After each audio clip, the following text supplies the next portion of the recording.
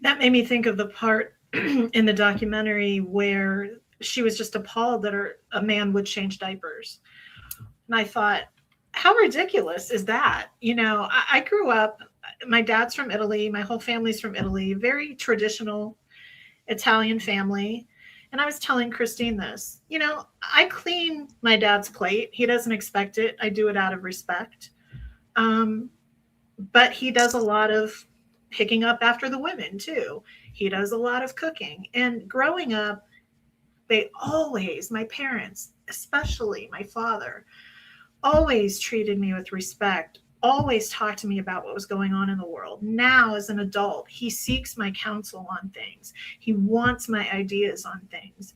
And he's about as strong and masculine as it comes. But they don't see that as what a man should be. They don't see Pope Leo as a strong man because it's more of a quiet, gentle, relational man, not an authoritarian man. And they can't relate to that. And it does make me wonder. It makes me wonder the psychology of that.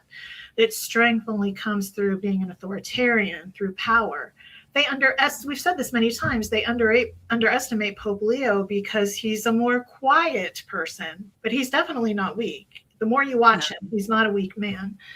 And my father is that same type of man. And growing up, anything other than that, it was off the table. There would never be a man who would treat me poorly. First of all, the men in my family would never stand for it. And secondly, I wasn't raised that way. And appalled that your husband would cook or change a diaper?